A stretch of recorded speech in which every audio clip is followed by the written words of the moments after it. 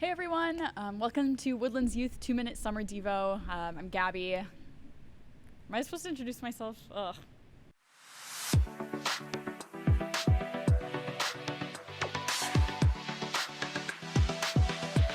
Hey everyone, welcome back to Woodlands Youth 2-Minute Summer Devos.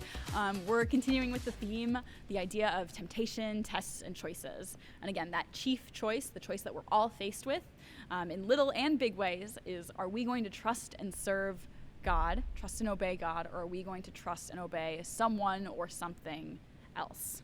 So the last 3 days we've been looking at Jesus' temptation in the wilderness. We saw 3 different specific tests that he was faced with. But today we're going to pick up in a slightly different story. So this is a story of a time that Jesus is with his disciples.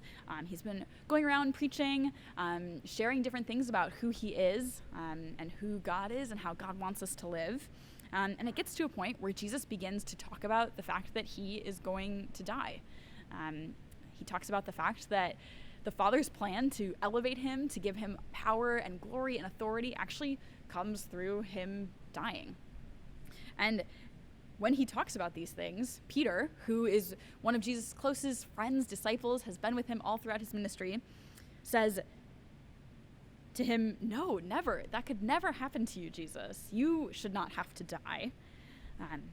But what Jesus says in response is really surprising. Jesus turned and said to Peter, "Get behind me, Satan. You are a stumbling block to me.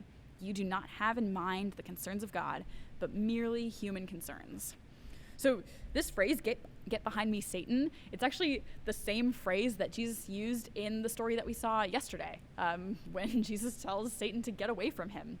But this time, it's not explicitly coming from the Satan, but coming from the voice of Jesus' friend.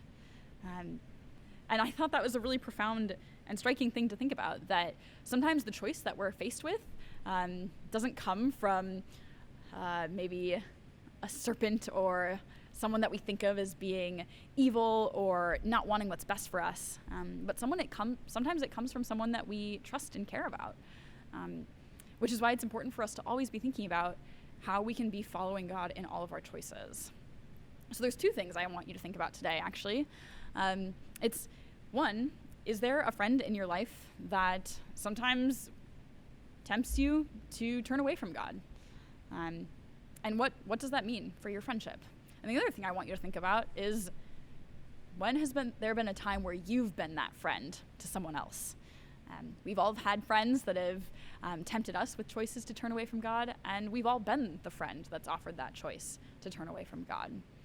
So what does that look like for you in your life? Think about it, and I'll see you tomorrow.